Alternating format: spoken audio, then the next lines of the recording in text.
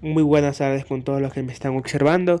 Estoy aquí para explicarles cómo el Ecuador pasó del auge de petrolero a la crisis económica de nuestro país actualmente. Espero y le agrade. En Ecuador, la exportación de petróleo empezó en 1928, actividad que estaba a manos de empresas transnacionales. Mientras tanto, las principales exportaciones seguían siendo productos agrícolas como el cacao, el banano, entre otros. El auge petrolero comenzó en el año de 1928, tras la llegada de las empresas transnacionales.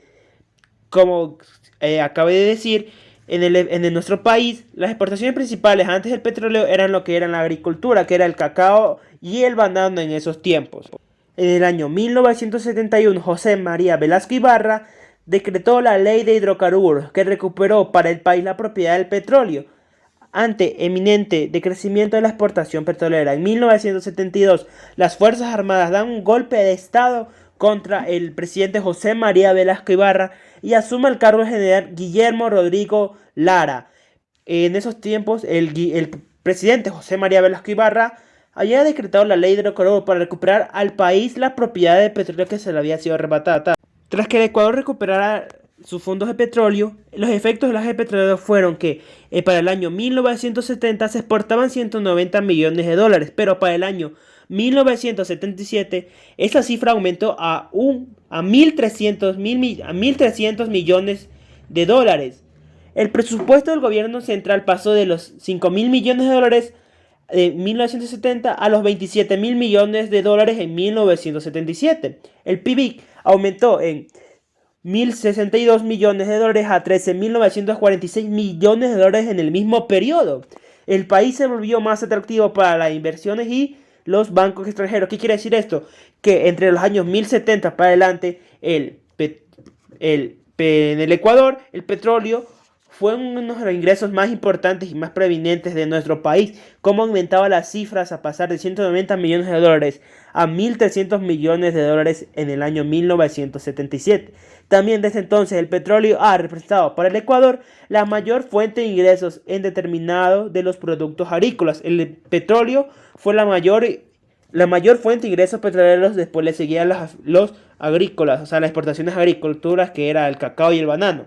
Pese al importante ingreso petrolero que tuvo nuestro país desde 1972, la confianza en la riqueza petrolera detonó el endeudamiento de la deuda externa, que pasó de 260 millones de dólares en 1971 a una cifra increíble que fue 5.869 millones de dólares al cierre del año de 1881. ¿Qué quiere decir esto? Que a finales de 1881, nuestra deuda externa pasó de 260 millones de dólares a 5.869. En porcentajes hablando sería de un 13% a un 92% de la deuda externa.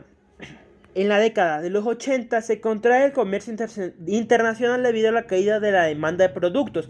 Se disminuyeron los ingresos y se empezó las dificultades para cumplir con el pago de la deuda. Se cierra el financiamiento externo para América Latina.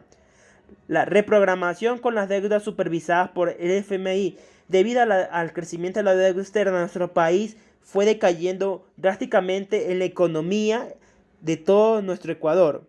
Debido a esto, al incremento de la deuda externa, nuestro país pasó por una de las peores etapas económicas, llevando a la restaurante de algunas instituciones de los presidentes como Osvaldo Hurtado, León Febres Cordero, Sixto Durán Ballén, Abdalá Bucaram, Yamil Maguad y Lucio Gutiérrez. Debido a estos factores, se detonó lo que se llamó el feriado bancario, que puso al país ante las cuerdas, y tras el feriado bancario, llegó la famosa dolarización.